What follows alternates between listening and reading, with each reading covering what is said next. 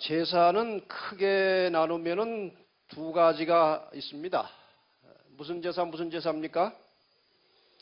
예, 매일 드리는 제사가 있고 해마다 드리는 제사가 있습니다. 매일 드리는 제사는 히브리 7장 27절에 보면은 저가 저 대제사장들의 먼저 자기 죄를 위하고 다음에 백성들의 죄를 위하여 날마다 제사 드리는 것과 같이 할 필요가 없으니, 이것은 날마다 드리는 제사가 따로 있었다는 것이고, 대제사장들은 1년에 한 번씩 드리는 제사를 주관하는 것입니다. 다니엘 8장 11절에도 그에게 매일 드리는 제사를 제하여 버렸고, 이런 말씀이 나옵니다. 그래서 이 매일 드리는 제사라고 하는 것은 오전 9시와 오후 3시에 드리는 상번제라는 것이 있었고, 그 다음에 날마다 백성들이 죄를 범하면 희생양을 가지고 성소에 와서 드리는 그런 제사들입니다. 그것이 매일 드리는 제사들입니다. 해마다 드리는 제사는 레위기 16장 34절에 이스라엘 자손의 모든 죄를 위하여 1년 1차 속죄할 것이니라. 아론이 여호와께서 모세에게 명한 대로 행하니라.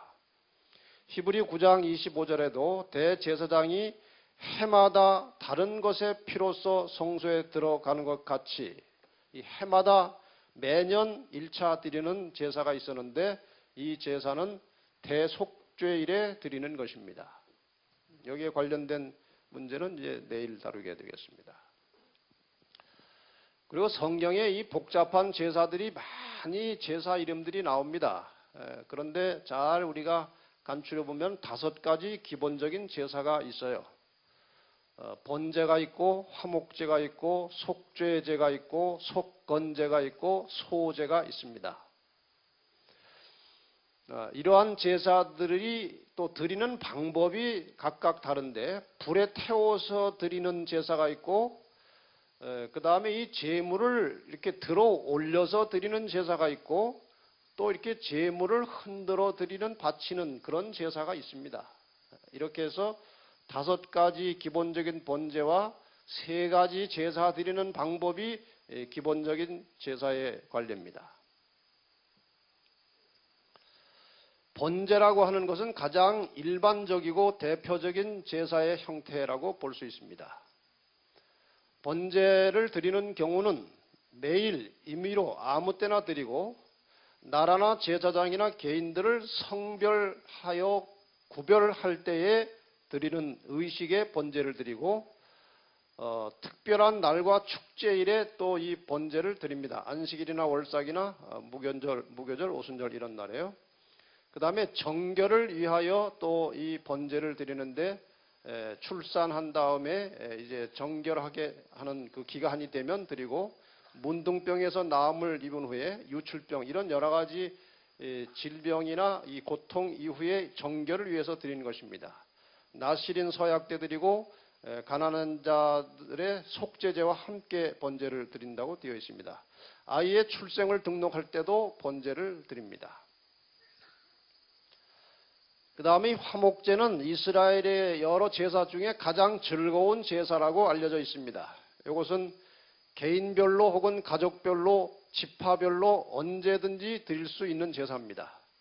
이 제사는 속죄제와 번제에 이어서 드려지는데, 왜냐하면 속죄제를 통해서 죄를 다 이렇게 깨끗하게 한 다음에 그 죄를 해결한 기쁨으로 감사하고 즐거운 마음으로 이어서 드리기 때문에 화목제는 속죄제 다음에 드려지는 경우가 많은 것입니다. 그 다음에 이것이 아주 즐거운 제사이기 때문에 그 제사의 마지막에는 같이 식사하는 것으로 제사가 끝납니다. 화목제를 드리는 경우는 살다가 곤란한 문제가 생겼을 때, 또 어떤 서약을 했는데 그것을 성공적으로 실행했을 때에, 그 다음에 어떤 사업상 거래가 완결됐을 때에, 그 다음에 믿음과 복종을 통해서 하나님과의 관계가 원만하고 화합이 이루어졌을 때에 화목제를 드립니다.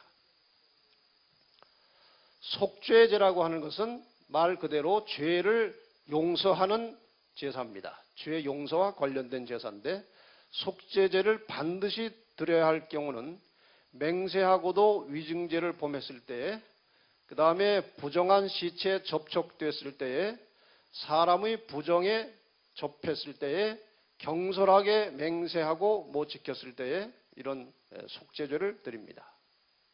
이건 반드시 드려야 하는 속죄 경우입니다. 일반적으로 속죄죄를 드리는 경우는 부지 중에 죄를 범했을 때, 성별 의식할 때에, 특별한 날에, 정결 예식 때에 속죄죄를 드린다고 되어 있습니다. 근데 이스라엘 백성들이 죄를 지을 때마다 그 제물을 가지고 가서 제사를 드리는데 그 제물값이 참 많이 들었을 것 같아요. 그렇죠? 근데 만약에 여러분이나 제가 예수님께서 여러 가지 이건 죄다, 이건 잘못하는 것이다, 그런 항목이 있을 때마다 옛날처럼 그렇게 제물 갖다 제사 드리면 아마 한 달도 못 가서 망할 겁니다. 그래서 이스라엘 백성들하고 우리하고 지금 죄 용서 받는 게 무슨 차이가 있나 하고 가만히 생각을 해보니까, 이거 그냥 제 생각입니다. 이거는 그냥 해보는 말씀이니까 이걸 가지고 뭐 어디 가서 이렇게 잘 얘기는 하지 마세요. 이스라엘 백성들이 그 희생 제물을 가지고 와서 제사 드리는 그 죄 용서의 그 관례를 보면은 대개가 다 겉으로 뚜렷이 나타나는 죄된 행위가 있을 때에 제사를 드립니다. 속죄제를 드립니다. 그런데 예수님께서 십자가에 돌아가신 이후에는 제사의 제물로 제사를 드림으로 죄 용서 받는 것이 아니라 죄 용서를 어떻게 받습니까? 우리가 죄를 지면은 용서 어떻게 받습니까? 그냥 기도합니다. 하나님, 제가 이런 죄를 지었는데 예수님의 십자가 보혈을 의지해서 용서해 주십시오. 이렇게 기도합니다. 옛날보다 쉬워요, 어려워요? 너무 쉬워요. 그런데 죄는 훨씬 까다로워졌습니다. 예수님께서 말씀하시기를 음욕을 품어도 간음한 것이고 미워해도 뭐하는 것이고 살인하는 것이고, 좀 더 발전시키면 탐욕, 남의 물건에 대해서 탐욕을 가져도 도적질하는 것이고, 생각으로 하는 것까지 다 죄예요. 그러니까 절대로 쉬운 게 아닙니다. 절차는 옛날 제사 드리는 절차보다 죄 용서받는 과정이 간단해졌을지 모르지만 우리가 죄라고 느끼고 판정해야 될 것들은 훨씬 복잡하고 많아졌어요. 그리고 절대로 쉽다고 생각하지 마시고, 항상 이번에 주로 제가 드리는 말씀이 우리의 마음과 몸이 하나님의 성전이라는 사실을 생각하시고, 이 성전 안에 죄를 남겨두면 안 되는 것이고 죄가 들어오도록 해서도 안 되는 것입니다. 항상 성령의 능력을 의지해서 죄와 단절된 삶을 살아야 한다는 것입니다.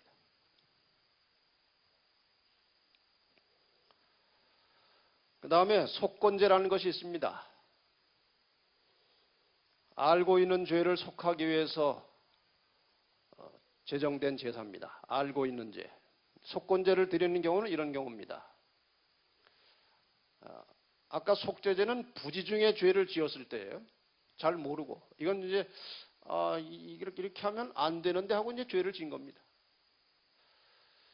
또 다른 것은 부지 중에, 이것은 성물에 대해서 뭔가 과오가 생겼을 때 이 속건제를 드립니다. 자기 죄가 아니고 성물에 관련돼서 어떤 죄를 지었을 때 뭐 구체적으로 어떤 죄인지는 성경에 잘 나와 있지 않습니다. 정혼한 여자 노예와 행음을 했을 때에 속건제를 드리도록 되어 있고, 문둥병 정결의식 때에, 그리고 부지 중에 나시린의 서약을 범했을 때에 하게 되어 있습니다. 근데 이 제사의 종류나 그 제사를 드려야 할 경우를 이렇게 분석해 보면 오늘 우리의 판단으로 정확하게 이렇게 구분은 잘 되지 않습니다. 대략 이렇게 구분되는 것이니까 그 정도만 이해하고 넘어가겠습니다. 소제라는 것이 있습니다. 소제. 소제라고 하는 것은 무슨 피 흘리는 제사가 아니고 이런 가루를 가지고 이제 제물로 드리는 그런 제사를 말하는 것입니다. 제물은 고운 가루나 기름이나 유향 같은 것으로 제물을 삼아 제사를 드립니다. 이 소제라고 하는 것은 다른 번제물과 함께 드리는 경우가 있고, 모든 화목제를 드릴 때마다 소제를 드리고, 특별한 경우에는 대제사장이 소제를 드리는 경우가 있고, 그 다음에 이 진설병도 이게 소제와 관련된 것입니다. 진설병이라고 하는 것은 밀가루 가지고 만드는 것이기 때문에 가루와 관련돼서 그런 것입니다. 요제절에 또 뭐 의심의 소제, 이런 뭐 여러 가지 관련된 경우에 이제 소제라는 것을 드리는데, 이거 지금 우리가 자세하게 몰라도 구원에는 아무 지장이 없으니까 외우지 마시기 바랍니다. 이제 이 5대 제사를 전반적으로 이렇게 종합해서 정리해 볼 때에 이러한 개념을 우리가 가질 수 있다는 것입니다. 번제는 예수 그리스도와 관련되었을 경우에 그것은 우리를 위한 완전한 죽음의 그리스도를 가리키는 것이고, 소제라고 하는 것은 우리를 위해서 완전한 생애를 사신 예수 그리스도와 관련된 것이고, 화목제라고 하는 것은 성부와 성도와의 교제와 화목을 완전하게 이루시는 그리스도와 관련된 것이고, 속죄죄는 우리의 모든 범죄를 용서하시는 예수 그리스도와 관련된 것이고, 속건제는 우리의 모든 범과를 사해 주시는 그리스도. 이 말이 참 어려워요. 범죄는 뭐고 범과는 뭔가? 죄는 뭐고 허물은 뭔가? 이게 다 이제 어려운 낱말들인데, 보통 우리가 그 아주 본질적으로 악한 동기와 마음을 가지고 의도적으로 죄를 범하는 경우, 그것이 아주 본질적인 죄고, 그다음에 뭘 잠깐씩 실수하는 그런 것들은 뭐 허물이라고 하기도 하고 범과라고도 하기도 하고 그렇게 부릅니다. 좀 가벼운 것들, 어쨌든 그런 것들입니다. 그 다음에 이 5대 제사의 의미가 자신과 관련되었을 경우에는, 번제는 나의 모든 존재가 하나님의 것이라는 것을 인정한다는 것이고, 소제는 나의 모든 소유가 하나님의 것이라고 인정하는 것입니다. 이것은 헌신과 위탁에 관련된 것입니다. 화목제는 자신과 관련해서 나의 모든 기쁨이 그리스도에게서 온다는 그런 고백이고, 이것은 화목제는 감사의 표시로 드려지는 제사입니다. 그 다음에 속죄제와 속건제는 용서와 사죄를 위한 제사들인데, 나의 모든 죄악을 용서해달라는 탄원, 그것이 속죄제고, 그 다음에 속건제는 나의 모든 허물을, 아까 제가 말씀드렸죠. 죄악, 허물, 뭐 이런 것들, 허물을 용서해달라는 탄원에 해당하는 것입니다. 이러한 제사들이 있는데 가장 중요한 핵심은 제물이고, 그 다음에 또 하나의 중요한 문제는 이 제물을 통해서 죄를 없이 하고 깨끗하게 씻어낸다는 것입니다. 이것을 오늘날 우리에게 이 제사를 적용한다면, 날마다 예수 그리스도의 십자가 공로를 의지해서 자신이 가지고 있는 고질적인 죄들과 투쟁하고 싸워서 승리하거나 혹은 패배했을 경우에는 지체하지 말고 죄를 용서함 받고 살라고 하는 메시지를 우리에게 전하고 있는 것입니다.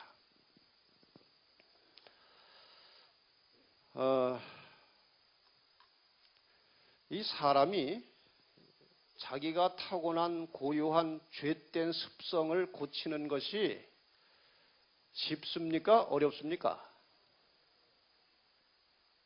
어려워요, 쉬워요? 그냥 어렵다고 말로만 하고 있으면 되겠습니까? 고쳐야 되겠습니까? 우리가 코스는 다 아는데 실제로 되지는 않는 것입니다. 그래서 제가 무슨 생각을 하게 되는가 하면은 이 머리도 나쁘고 공부도 못하는 학생이 이 공부하는 일에 전심전력을 다해도 남을 못 따라갈 이 학생이 남 놀 때 다 놀고 남 즐길 때 다 즐기고 다른 사람 하는 거 다 하면서 공부 잘한다는 것은 불가능한 것입니다. 머리가 조금 모자라고 좀 이렇게 능력이 없으면은 아주 열심히 공부에 전심전력을 해야 되는 것입니다. 그렇지 않습니까?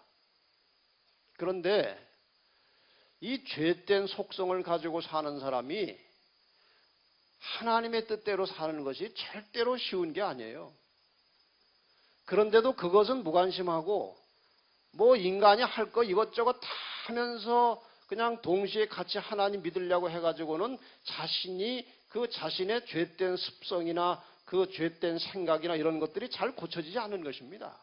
우리가 내 자신을 치유받고 용서받고 또 죄된 습성을 고치려고 하면은 거기에 모든 인생을 걸고 전심전력을 다해야 하나님께 도움을 구하면서 전심전력을 다해야 치료가 가능해지는 것입니다. 어떤 장로님 그 부인이 계시는데 아주 성격이 뭐라고 할까요? 아주 정의롭고 그다음에 아주 예리하고 예민하고 남 틀린 거 못 봐주고 바로 잡아야 되고 그런 성격을 가졌어요. 그래서 결혼을 해서도 남편이 이게 경우에 틀렸다고 생각되면 다 지적을 해서 이렇게 고치려고 하는 거예요. 심지어는 목사님이 설교를 하고 내려오시면 목사님 오늘 설교에 그 예화는 적절하지 않은 겁니다. 이렇게 충고하시는 분이에요.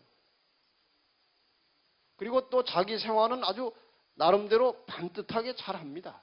살림 잘하고 아이들 교육 잘 시키고 교회 일 열심히 하고. 근데 그런 성격을 가지고 사는데 그것이 자기 자신은 그렇게 나쁘다고 생각하지 않고 오히려 자기의 그런 것을 장점이라고 생각하고 아주 열심히 사는 분이에요. 한 번은 남편에게 되게 한가하게 옆에 앉아 있을 시간이 있어가지고 물었어요. 여보, 당신 나하고 결혼하는 것에 대해서 어떻게 생각해요? 그렇게 물었어요. 그랬더니 남편이 얼른 대답을 잘 안 하고 하늘을 이렇게 쳐다보고 있더래요. 그래서 이제 부인은 이제 대답을 어떻게 기대했던가 하면은 난 당신같이 경우 바르고 매사에 철저하고 그런 부인을 만나가지고 너무나 행복하고 좋다고 이제 그렇게 말할 거라고 기대를 하고 있었던 거예요. 근데 하늘을 한번 쭉 쳐다보더니 이렇게 고개를 내리고 그 당시 그 남편이 그 오토바이를 타고 다니면서 일을 하셨대요. 그리고 하는 말이 오토바이를 타고 가다가 전봇대에 부딪혀가지고 죽고 싶어 그러더래요.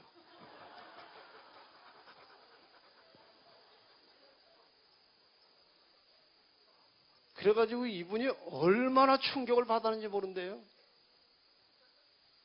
자기는 정말 경우 바르고 아주 일 살림 잘하고 자녀 교육 잘하고 교회 일 열심히 하고 하는데 틀린 얘기도 아니고 바른 얘기만 하는데 아니 남편이 오토바이 타고 가다가 전봇대에 부딪혀서 죽고 싶다고 그러니 이게 웬 벼락입니까? 그래가지고 참 며칠 밤을 잘 못 잤다는 것입니다. 이게 그렇게 나쁜 것인가? 그런데 이제 시어머니가 이제 어디 어디 동네 마을을 좀 다녀오시더니 최근에 이제 그 교회에 다른 교회에서 이제 새로 이사 온 집사님이 한 분 계셨나 봐요. 거기서 이제 몇 달 아마 교회를 다니신 모양인데 제가 이제 들은 지가 꽤 돼가지고 정확한지 모르겠습니다. 어쨌든 거의 제가 비슷하게 이제 전하는 것입니다. 그래가지고 그 시어머니가 어딜 갔다 오시더니 그 며느리한테 얘야, 그 얼마 전에 이사 온 그 아무개 집사가 사람들이 그러는데 꼭 너하고 비슷하다고 그러더래요. 아니 세상에 나 같은 사람이 또 있어? 그래가지고 아주 궁금해졌어요. 어떤 사람이길래 도대체 나 같다고 그럴까? 한번 이제 교회 식사 후인가 무슨 자리에서 이제 그 사람하고 같이 둘러앉아서 이 얘기를 하게 되는데 보니까 자기하고 닮지는 않았더래요. 키도 자기보다 훨씬 크고 얼굴도 자기보다 하얗고 외모는 전혀 비슷하지도 않더래요. 왜 사람들이 나와 비슷하고 했을까 하고 이제 그 사람을 관찰을 하고 있는데 얼마나 입 바른 소리를 잘하고 남 속상하게 하는 소리를 하고 잘난 척을 하고 그러는지 정말 못 봐주겠더래요. 야, 내가 저렇다고? 그래가지고 아주 대실망을 하고 돌아온 것입니다. 그리고 워낙 기도를 하는 사람이니까 이제 하나님께 매달려서 기도를 한 것입니다. 하나님, 제가 정말 그런 사람인가요? 제가 정말 그렇게 남편에게 부담이 되는 사람인가요? 그 이제 통회하면서 기도하는데 자기 자신을 서서히 깨닫게 된 것입니다. 그렇게 남에게 바른 소리 잘하고 식구들에게 화도 잘 내고 바른 소리 하는 대로 안 하면 화가 나는 것입니다. 그렇게 살았는데 그게 잘못됐다는 사실을 깨닫게 된 것입니다. 또 이분이 경우가 바른 사람이니까 자기가 잘못됐다는 것을 느끼는 순간부터 이제 회개를 한 거예요. 회개. 용서를 구하고 하나님께 고쳐달라고 하고 화를 안 내고 그렇게 입 바른 소리 안 하려고 그냥 계속 노력을 하고 기도하고 노력하고 기도하고 서서히 이제 조금씩 고쳐져 가는데 한 번은 남편이 와가지고요. 여보, 내가 어디 투자를 해야 되는데 1억을 투자해야 되겠어. 근데 그때 1억이 자기 집에 가지고 있던 재산 전체였답니다. 그래서 하지 말라고 계속 아주 펄펄 뛰고 말렸는데 어느 날 어디를 갔다 오더니 1억 투자했다고 그러더래요. 막 화가 막 여기까지 올라오는데 그때 자기가 계속 기도하고 참는 연습을 하는 중이라 그냥 참았대요. 근데 한 달쯤 있다가 다시 들어오더니 그 1억 원 한 푼도 못 받게 돼서 그러더래요. 그 이분 말이 이게 막 뚜껑이 열리는데 이건 도무지 못 참겠더라는 거예요. 투쟁이 시작되는 거예요. 그동안 이게 평상시에 기도를 안 하면요. 투쟁이고 뭐고 그냥 나옵니다. 그게. 그 정도 되면. 근데 이분은 그래도 기도를 계속 자기 자신의 변화를 위해서 기도하던 중이기 때문에 어느 정도 누를 수가 있었던 거예요. 그래가지고 하나님 참게 해주세요. 그런데 도저히 못 참겠더래요. 그리고 저기 현관에 보니까 야구방망이가 있더래요. 심정이요. 그 야구방망이 들고 딱 때려 부시고 싶더래요. 그래서 꼭 참고 그 앞에서 참기가 너무 힘이 들어 방으로 들어갔대. 방에 들어서 기도를 하는 거예요. 하나님 참게 해주세요. 사단이 소리를 주는데 야, 이번엔 네가 잘못한 거 하나도 없어. 100% 남편 잘못인데 이번엔 화내도 괜찮아. 이번만 화내고 다음부터 참아 그러더래요. 이건 참을 일이 아니야. 화를 내야지. 계속 그런 소리가 들리더래요. 또 한쪽에서는 끝까지 참으라는 음성이 들리고 너무 못 견디겠어서 바깥으로는 이제 나간 거예요. 현관을 막 나가는데 얼마나 분이 차고 참기가 어려운지 막 눈물이 툭툭 떨어지더래요. 이제 밖으로 나가가지고 계속 걸으면서 하나님 참게 해주세요. 하나님 남편을 용서하게 해주세요. 이해하고 참게 해주세요. 하나님 하고 그냥 30분을 다니면서 그 추운 날 저녁에 계속해서 그냥 그렇게 순간순간 기도하고 하나님께 도움을 구했대요. 그랬더니 이상한 변화가 일어나더라는 것입니다. 그 남편에 대한 미움과 원망의 생각이 이상하게 싹 없어지더니 남편을 동정하고 얼마나 남편이 속이 아플까. 그리고 남편에 대한 이 사랑하는 마음이 생기더라는 것입니다.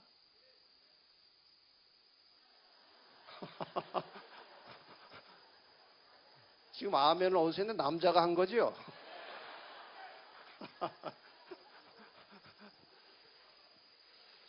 그래가지고 이제 정말 기적같이 그거 풀어지더래요. 그것이. 그게 누구의 역사입니까? 이건 성령의 역사입니다.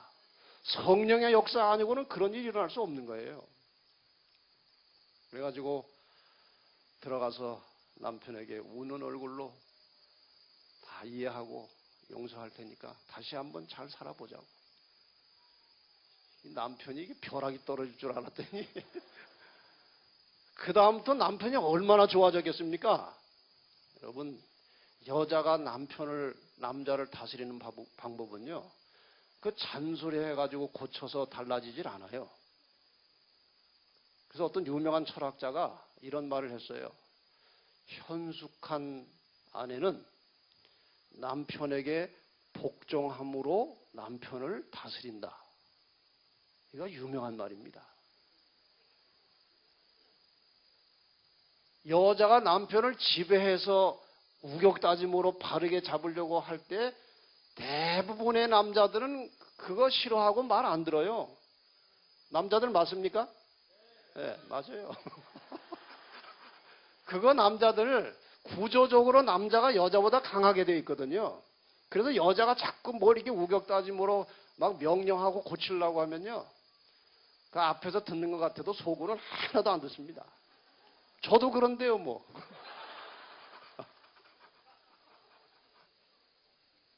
그게 남자예요.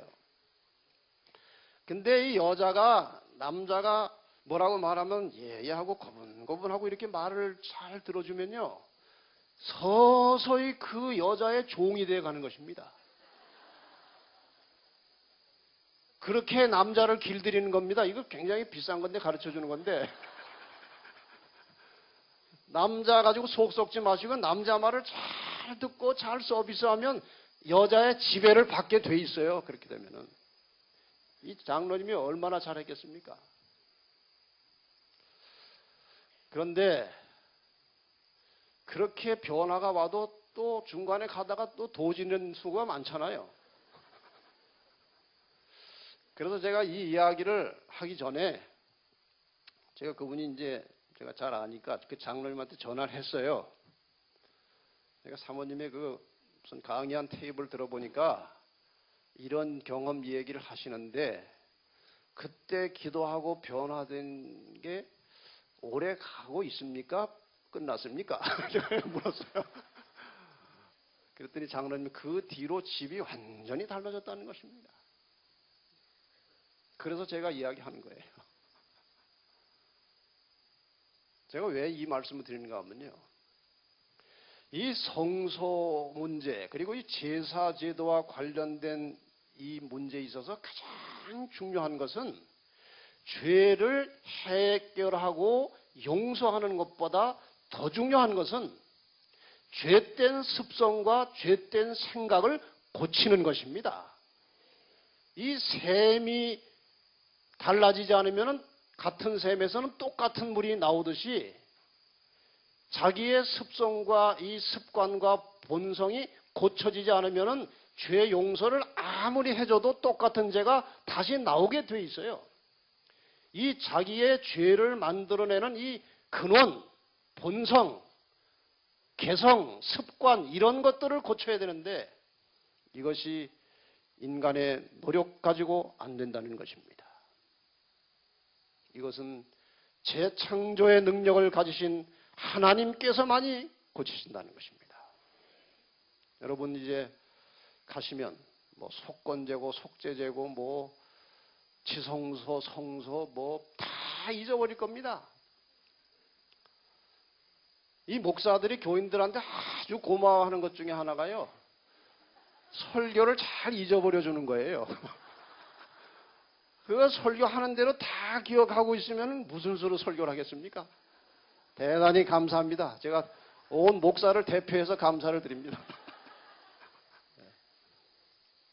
다 잊어버려요. 그러나 여러분 잊지 말아야 될 것은 자꾸 똑같은 죄를 범하고 용서를 구하는 일보다 이 죄를 짓게 만드는 근본적인 자기의 이 본성과 죄된 습성과 자기의 죄를 만들어내는 개성이나 성격을 고치도록 하나님께 기도하시기 바랍니다.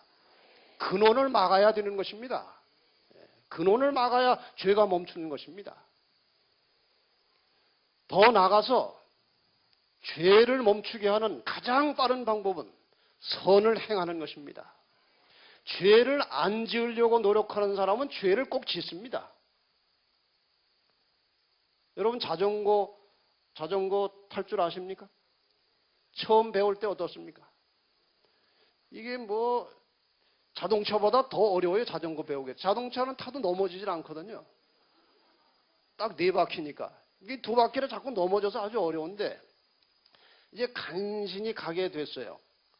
근데 가다가 보니까 여기 전봇대가 있는 거예요. 그래서 피해 가야 되는데 이게 어디로 자꾸 가요? 그걸로 가면 안 되는데 글로 자꾸 가는 거예요. 이 자전거가. 왜 그런지 아십니까? 그거를 쳐다보기 때문에 글로 가는 거예요. 서투니까 옆을 잘 못 보고 거기만 쳐다보고 이거 안 되는데 하는데 글로 가다가 부딪히는 거예요. 다른 데 원래 빨리 다른 데를 쳐다봐야 돼요. 그래야지 거기 안 부딪히는 겁니다. 여러분 죄를 가지고 죄를 안 지으려고 노력하면 짓게 돼 있다니까요. 죄를 멈추는 가장 신속한 방법은 선을 행하는 것입니다.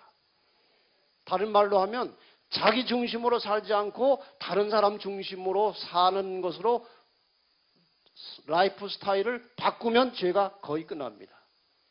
자기에게 집착하지 말고 바깥을 향해서 다른 사람을 위해서 희생하고 봉사하고 나눌 때에 죄가 멈추는 것입니다. 그래서 2가지. 자기의 죄된 습성의 근원을 고치기 위해서 하나님께 순간마다 내어 달릴 것이고 그리고 자기 중심의 삶이 아니라 다른 사람을 위하고 섬기고 나누고 베푸는 그런 삶을 살 때에 우리는 아주 쉽게 빨리 그리스도의 품성을 담게 된다는 것입니다. 이것이 죄를 해결하는 방법이에요. 자, 이 제사를 세부적으로 진행하는 절차가 있는데 이것은 우리가 몰라도 구원에는 지장이 없어요. 그리고 책에 있으니까 제가 좀 설명을 좀 하려고 이렇게 준비는 했습니다만은 여러분 책에서 그냥 각자 보시기 바랍니다. 제사에 관련된 이 세부 진행 절차는 여러분 교재에 다 나와 있습니다. 아주 복잡한 절차를 거쳐서 이제 제사를 진행을 하는데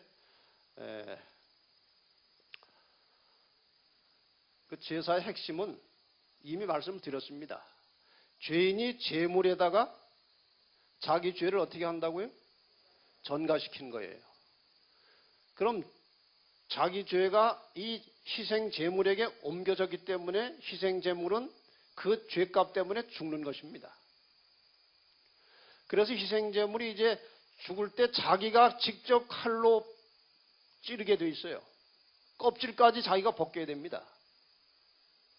그 얼마나 고통스럽고 합니까 이 양이.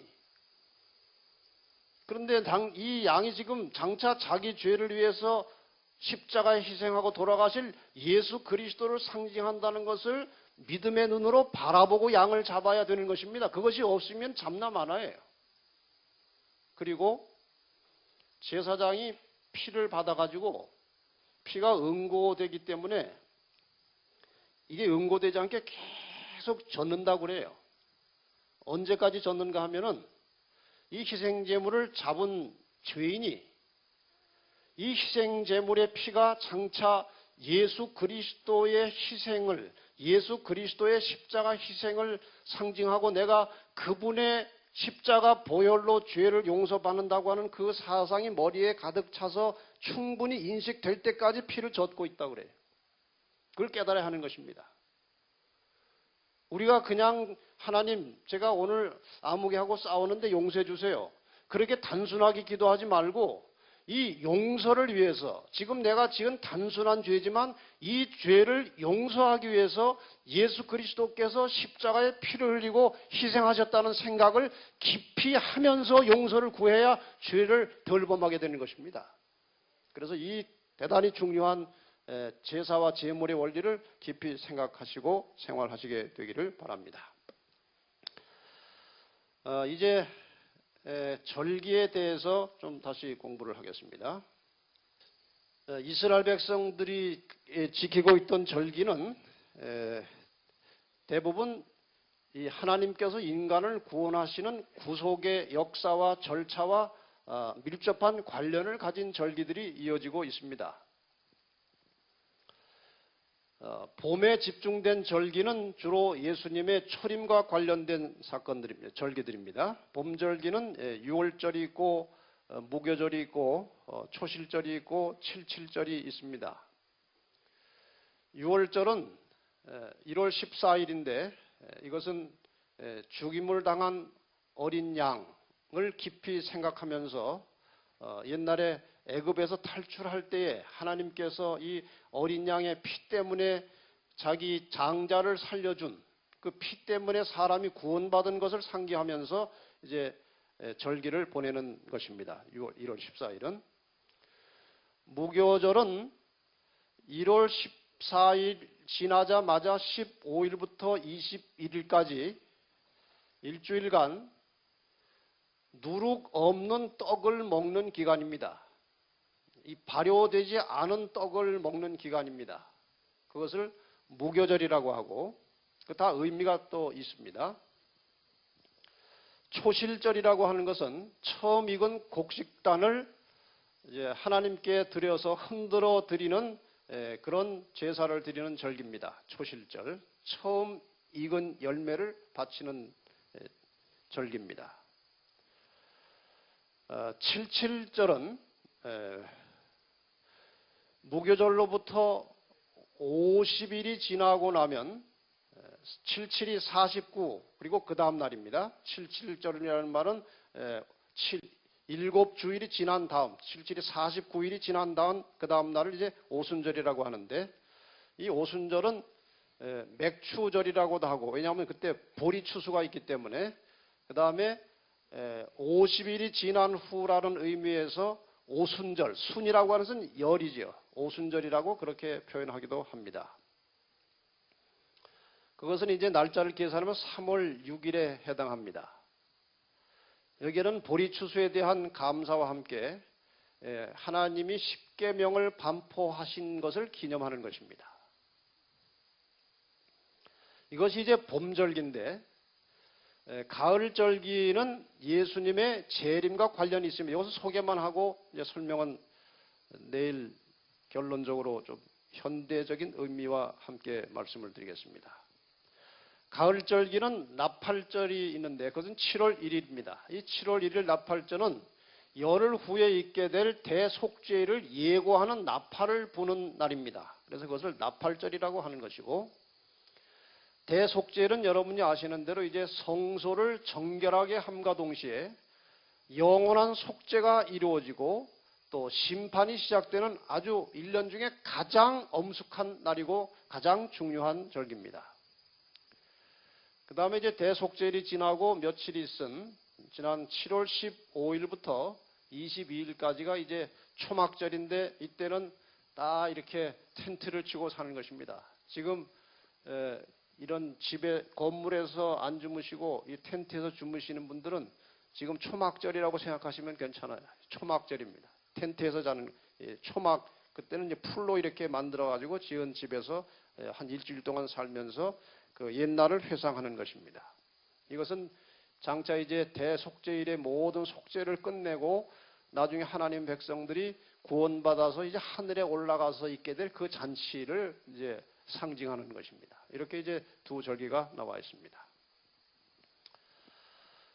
이 여러 절기 중에 3대 절기가 있는데 신명기 16장 16절과 17절 여기에 보면은 너희 중 모든 남자는 1년 3차 곧 무교절과 칠칠절과 초막절에 네 하나님 여호와의 택하신 곳에서 여호와께 보이되 공수로 빈손으로 여호와께 보이지 말고 각 사람이 네 하나님 여호와의 주신 복을 따라 그 힘대로 물건을 드릴지니라. 각처에 흩어져 살던 이스라엘의 남자들이 장정들이 이 세 절기가 되면 다 예루살렘으로 모이는 것입니다. 옛날에는 실로에 모이는데 나중에는 예루살렘으로 이제 모인 것입니다. 그 세 가지 절기가 무교절과 칠칠절과 초막절이라고 되어 있습니다. 이 무교절은 바로 전날이 유월절이고 바로 뒷날이 초실절이기 때문에 이 무교절은 이 유월절, 초실절과 다 연결되어 있습니다. 그래서 말은 무교절이지만 이 행사를 다 같이 하는 기간으로 볼 수 있겠습니다. 그 다음에 칠칠절은 아까 말씀드렸던 오순절이고요. 초막절은 이제 대속절 이후에 7월 15일부터 21일까지 있는 그 절기입니다. 이 절기에는 저 여러 지역에 흩어져 살던 이스라엘의 장정들이 다 이제 한 곳에 모여서 함께 이 절기를 보내면서 모여서 교제도 하고 이제 하나님께 제사하고 예배 드리는 것입니다. 이것을 3대 절기라고 합니다. 그런데 이 절기가 되면은 장정들이 각처에서 다 나오기 때문에 그 집에는 주로 연약한 여인들과 아이들만 있어서 바깥에 대적들이 그 당시는 시시로 이제 민족 간의 전쟁이 있었던 때이기 때문에 그 이런 절기하러 장정들이 다 빠져나갔다는 소문을 들으면은 외적들이 쳐들어오기가 얼마나 쉽겠습니까? 그렇지 않겠습니까? 그래서 아주 위험한 시기인데 출애굽기 34장 24절에 보면은 내가 열방을 내 앞에서 쫓아내고 내 지경을 넓히리니 내가 매년 3번씩, 왜 3번입니까? 저 3대 절기죠. 3번씩 여호와 너희 하나님께 보이러 올 때에 아무도 내 땅을 탐내어 엿보지 못하리라. 너희가 다 내 말대로 내 말을 듣고 절기를 지키러 다 집을 비우고 나와도 대적들이 너희를 침범하지 못하도록 내가 다 지켜주겠다 이것입니다. 하나님께서 그렇게 약속을 해놓으셨어요. 시편 34편 7절에 보면은 여호와의 사자가 주를 경외하는 자를 둘러 진치고 저희를 건지시는도다. 누구를 둘러 진친다고요? 주를 경외하는 자를 둘러 진치고 저희를 건지시겠다고 약속하셨습니다. 여기에 관련해서 부조와 선지자 541페이지에 보면은 아주 감동적인 글이 나옵니다. 성소에서 멀리 떨어진 곳에 사는 자들은 매년 한 달 이상을 연중 절기에 참석하기 위하여 바쳐야 하였다. 제가 오늘 아침인가요? 그 생활의 삼중 구조에 대해서 말씀드릴 때에 1년에 최소한 3번은 그 한 주일짜리 집회에 참석하자고 그랬죠. 뭐였습니까? 연초 사경회, 예? 연중 전도회 혹은 장막부흥회, 그 다음에 연말 기도주일에. 그건 집을 나오라는 것도 아니에요. 그냥 집에서 다니라는 겁니다. 근데 이스라엘 백성들은 이 행사의 절기에 참여하려고 한 달 이상을 집을 비워야 하는 것입니다. 짧은 기간이 아닙니다, 결코. 하나님께 헌신한 이 같은 모범은 종교적 예배의 중요성과 우리의 이기적 세속적 이익을 영적이요 영원한 이익 아래 종속시켜야 할 필요를 강조해 주고 있다. 여러분, 교회에서 예배드리고 교회에서 하는 행사에 아주 신실하게 열심히 참석함으로 세속적 욕망과 이익을 줄이고 영적인 사물에 집중하게 된다는 것입니다. 다른 말로 하면 이 교회의 사업과 교회 행사에 제대로 참석하지 않고 살면 자기도 모르는 사이에 세속적이 된다는 것입니다. 그러니 우리가 이 교회를 중심으로 우리의 삶의 구조를 맞춰 나가는 것은 대단히 중요한 영적 생활인 것입니다.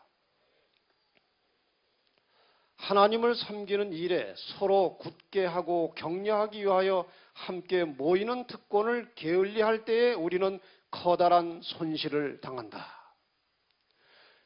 지금 여기 함께 모이지 않은 사람들은 여기 오셔서 며칠 동안 같이 교제하고 그 다음에 찬양하고 말씀 듣고 한 사람들보다 소대를 봤을까요? 안 봤을까요?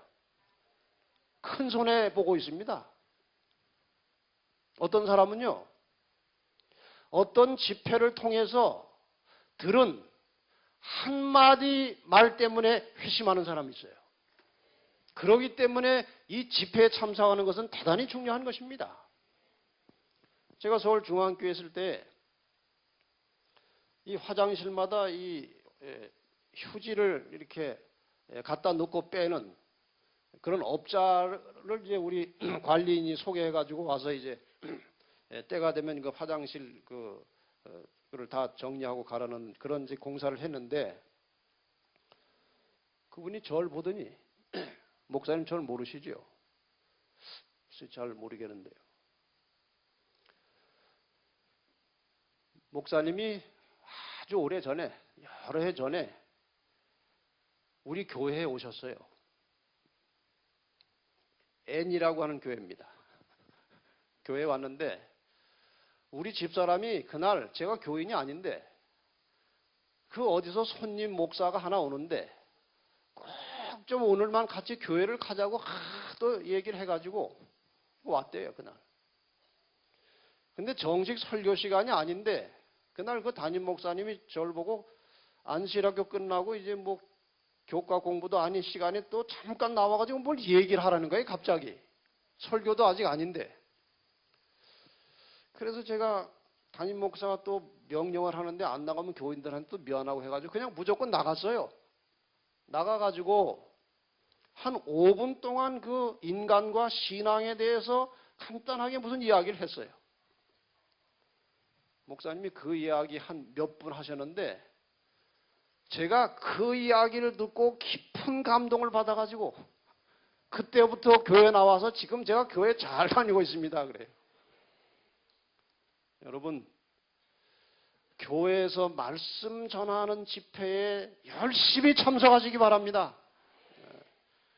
어느 시에 어떤 설교를 통해서 그 말씀 속에 성령이 여러분의 심령을 깨우쳐서 변화가 일어날지 아무도 모르는 것입니다. 열심히 집회를 참석하라는 것입니다. 그렇게 하지 않으면 큰 손실을 당하는데 어떤 손실인가? 하나님의 말씀의 진리가 우리의 마음 속에서 생기와 중대성을 잃고 그 말씀이 점점 우리의 생활 속에서 생기가 없어져 간다는 것입니다. 우리의 마음이 그것을 성화시키는 가마로, 그 말씀에 성화시키는 가마로 부흥되기를 멈추고 영적으로 퇴보하게 된다. 우리가 그리스도인으로서 서로 교제할 때에 서로 간의 동정심이 부족하므로 이것도 집회 잘 참석 안 할 때 당하는 손실이에요. 서로 교제할 때에 서로 간의 동정심이 부족함으로 큰 손실을 당한다. 자신을 스스로 가두어 두는 것은 하나님께서 그에게 기대하신 위치에서 벗어나는 것이다. 그러니까 우리의 신앙이 자라고 다른 사람에 대한 관심이 생기고 하나님이 원하시는 성품으로 변화되기 위해서 해야 될 중요한 일 중에 하나는 사람들이 모이는 곳에 자주 가라는 것입니다. 가서 다른 사람의 이야기도 들어보고 다른 사람의 사정도 알고 그 딱한 사정을 들으면 동정심이 생겨서 도와주기도 하고 어려운 사람이 생기면 또 뭔가 지원을 하고 기도도 해주고 이렇게 해서 사람이 모이는 곳에 자주 가서 교제하고 그곳에서 들려지는 말씀을 자주 들을 때에 우리의 신앙이 성숙해지고 완숙해진다는 것입니다. 그래서 이스라엘 백성들이 절기마다 한 달씩 집을 비우고 1년에 한 달씩 집을 비워서 다 모이는 것은 하나님의 명령이었고 하나님께서는 그러한 절기의 모임을 통해서 사람들을 변화시키고자 하는 목적을 가지고 계셨기 때문에 그런 것입니다. 그러니 이번엔 장막봉에 오신 분들은 하나님 말씀을 잘 순종하시는 분들입니다. 근데 여기 와가지고 여기는 한 번도 안 하고 계속 밥만 해 먹고 있는 분이 계세요. 그 밥을 집에서나 해 먹지 더운 데 와가지고 왜 밥만 해 먹고 거기 있습니까? 이런 데 오면 열심히 참석해서 다른 사람과 교제도 나누고 즐기기도 하고 서로 사정도 들어보고 그래야 좋은 거 아닙니까? 지금 옆 사람하고 좀 이렇게 악수 좀 하고 한번 얼굴도 한번 쳐다보세요, 서로. 우리 오길 잘했습니다. 그러면 얘기해 보세요. 이게 사람과 사귀면서 사람이 사는 것입니다. 됐어요. 너무 오래 하지 말고 이제 그만하세요. 우리는 모두 다 한 아버지의 자녀이며 이게 참 중요한 말이에요. 우리는 모두 다 한 아버지의 자녀이며 서로의 행복을 위하여 상호간에 의지해야 한다. 우리가 다 같은 가족이라는 것입니다. 여러분, 교인들처럼 이렇게 자주 만나는 사람들이 어디 있습니까? 여러분 친척을 자주 만나요? 교인을 자주 만나요? 친척은 1년에 한두 번 만나는데 교인들은 일주일에 구역방까지 하면 4번씩 만납니다. 또 이런 데 오면 또 며칠간 매일 만납니다. 친척은 저 부산에 살아가지고 지금 2년째 못 만나고 있는데 교인들이 친척보다 때로는 가족보다 훨씬 가까운 관계입니다. 그렇지 않습니까? 남편하고 마음이 안 맞아 그냥 왼수인데 교회 오면 교인들이 좋은 사람이 있어요. 이 교인들이 참 관계가 중요한 거예요. 그래서 친척하고 혹시 친척하고 싸운 거는 괜찮은데 뭐 괜찮지는 않지만 할 수 없는데 교인들하고 싸우면 안 돼요. 이건 매일 보는 일주일에 3번씩 4번씩 보는 사람하고 싸우면 되겠습니까? 그래서 우리 교인들이 신앙생활하면서 정말 노력해야 될 것은 자기하고 다르고 자기 보기 이상한 사람 그런 사람들을 꼴을 잘 봐줘야 행복합니다. 어떤 사람은 저 사람은 꼴 보기 싫고 저 사람은 이상하고 저 사람은 왜 저러고 교회 가면 좋은 사람이 그냥 2-3사람밖에 없고 전부 다 나쁘고 이상한 사람이에요. 그럼 어떻게 교회 다닙니까? 그렇게 불행해가지고 교회 오면은 모든 사람이 다 좋아야 됩니다. 그래야 행복한 거예요. 여기 이게 바로 그 말 아닙니까? 우리는 모두 다 한 아버지의 자녀이며 서로의 행복을 위하여 상호간에 의지해야 한다. 모여야 그 일을 하는 거 아니겠습니까? 하나님의 요구와 인간의 요구가 우리에게 있다. 우리로 동포들을 동정하게 만들고 다른 사람을 축복하고자 노력하는 중에 행복을 얻게 되는 것은 우리들의 성품의 사교적인 요소를 올바르게 개발시키는 것이다. 저는 아시다시피 이 사교성이 별로 없는 사람이에요. 그래가지고 오해도 많이 받고 참 고생도 많이 했어요. 그것 때문에. 근데 저는 제 자신을 잘 몰랐어요. 그냥 제가 제 나름대로 양심껏 살려고 애쓰고 또 뭐 일 열심히 제 나름대로 뭐 남이 어떻게 생각하든 그냥 열심히 일하고 다른 사람이 나를 어떻게 생각하는지 잘 모르고 살았어요. 근데 가끔 들으면 뭐 사람이 뭐 교만하게 보인다니 어쩌니 뭐 이상한 말을 자꾸 하는 거예요. 그래서 난 교만 안 한데 왜 그럴까?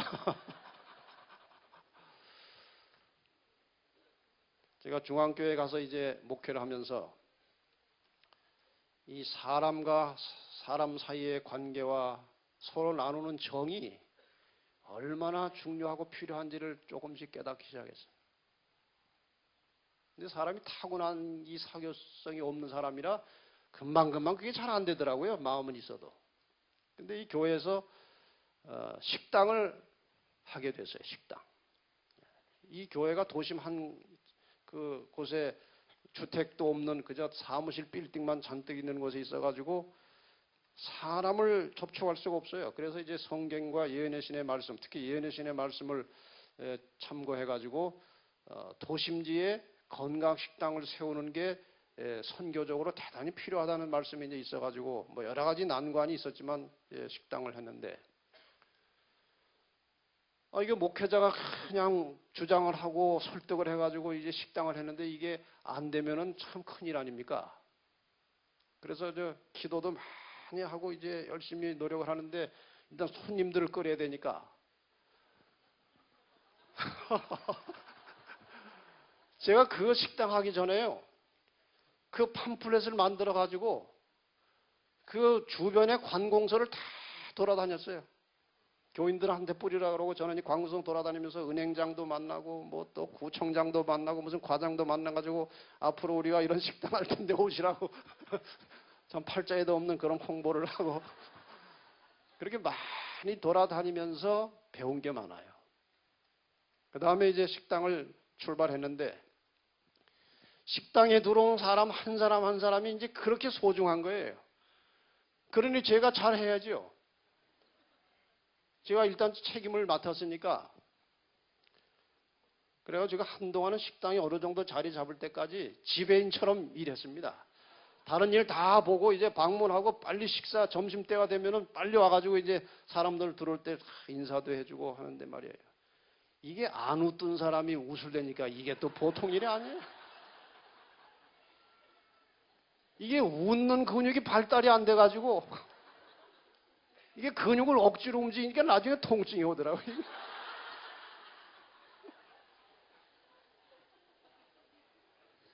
그래도 어떻게 합니까? 웃어야지. 그런데 자꾸 하다 보니까요. 이 웃는 근육이 조금씩 발달을 하더라고요.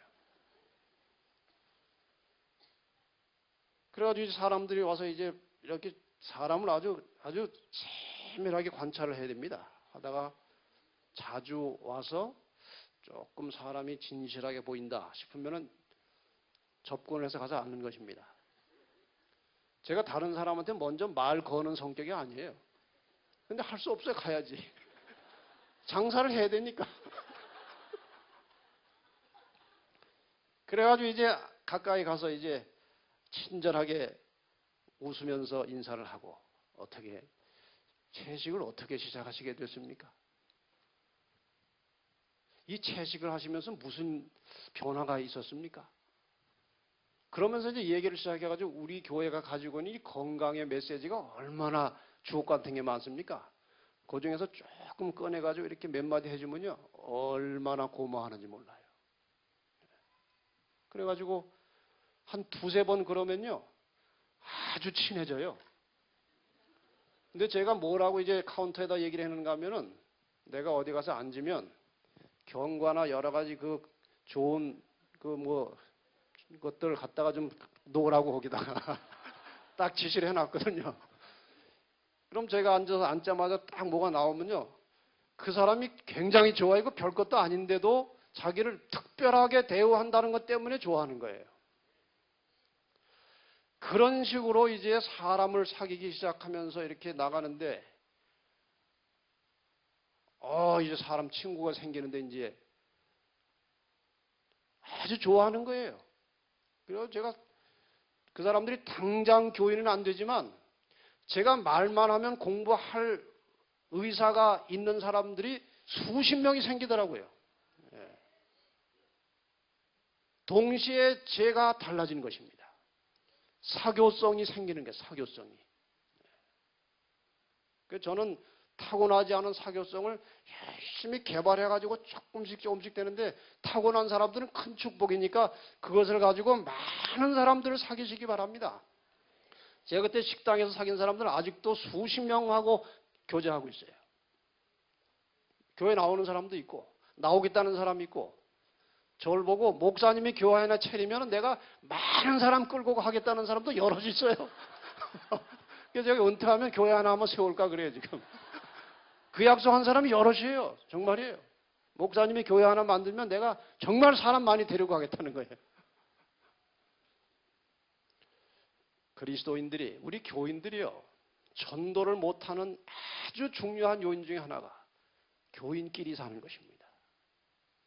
안식일 교인 돼가지고 한 몇 년 지나면 바깥 친구들 다 떨어져 나가고 교인들끼리만 살아요. 그러니 구도자가 없죠. 전도를 하려면은 적극적으로 의도적으로 나가서 사람을 사귀어야 합니다.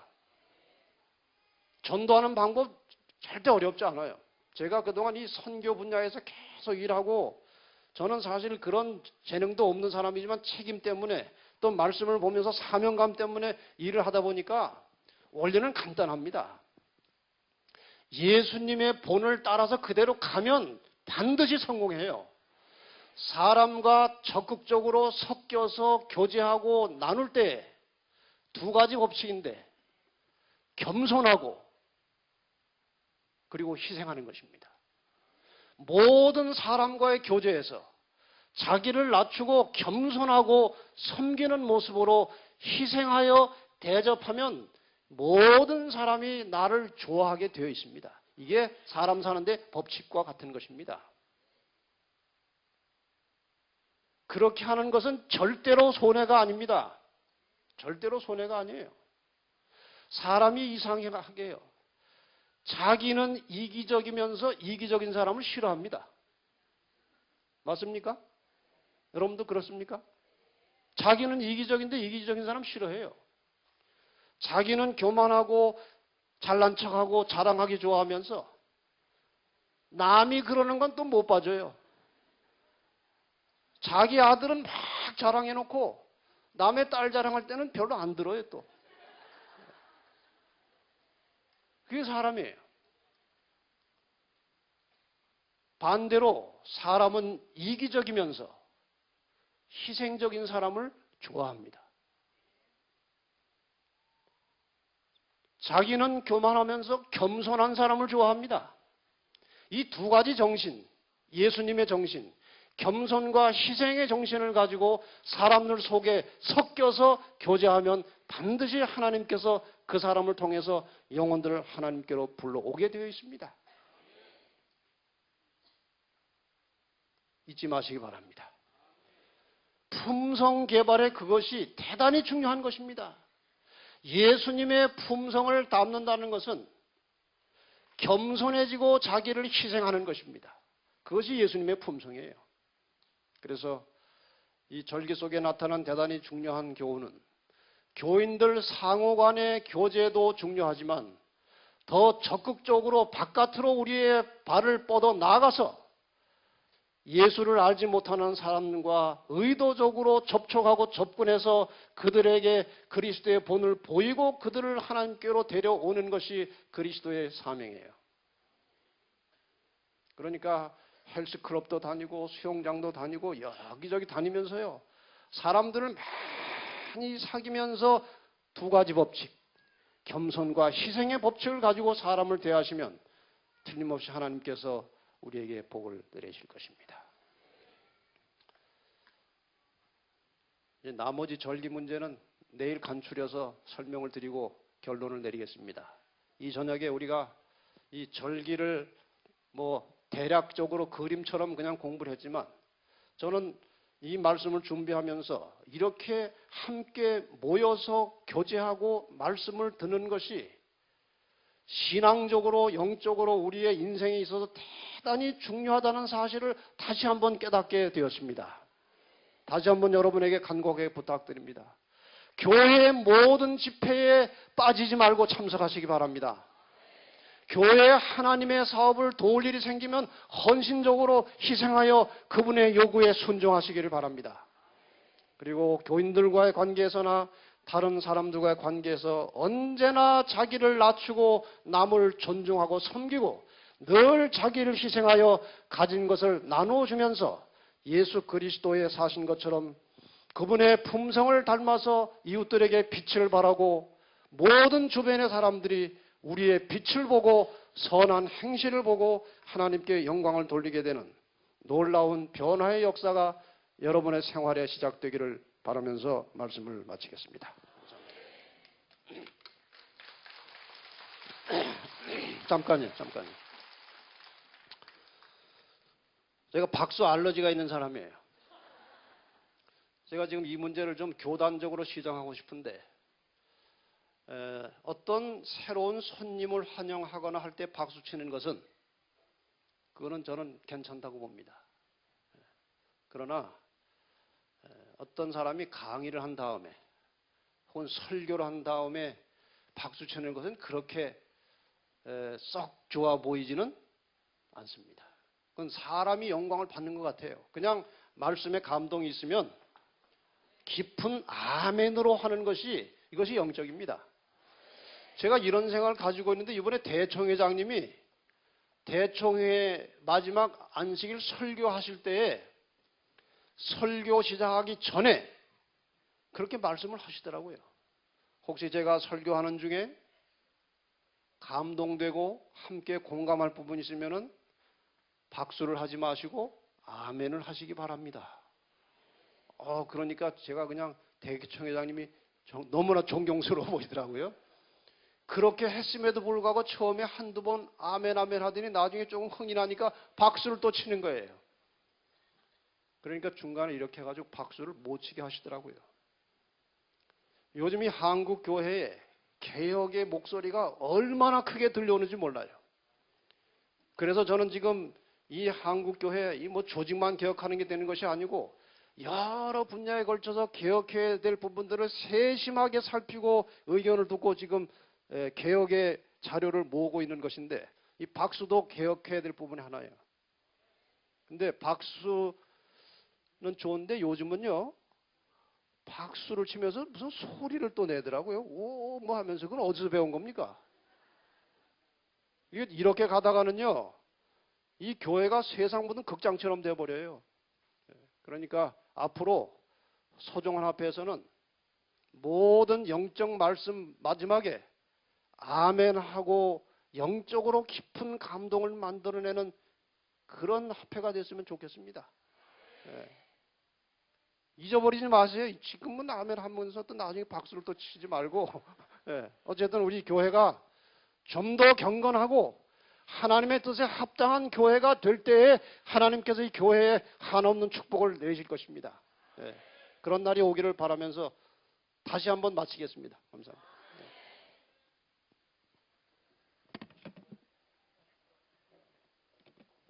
기도하고 마치겠습니다. 하늘에 계신 아버지, 저희를 이 세상 역사의 마지막 부분에 두시고 남은 교회의 자손이 되게 하셔서 이처럼 밝은 진리 가운데 살게 하시니 하나님 은혜를 감사합니다. 우리가 어떻게 살아야 될지 예수님께서 이미 본을 보여주셨습니다. 예수님이 우리의 모델이십니다. 우리의 매일의 생애 가운데 하나님의 말씀을 통해서 그리스도가 어떤 분인지를 보게 하시고 주님을 닮기 위해서 날마다 무릎 꿇어 기도하게 하시고 주님처럼 사람을 섬기며 자신을 희생하여 마침내 목숨을 내어주기까지 자기를 다 버리신 주님을 닮아서 우리도 남을 위하여 그렇게 살 수 있는 하나님의 신실한 자녀들 종들이 되게 하여 주시옵소서. 예수 그리스도의 이름으로 기도하옵나이다. 아멘.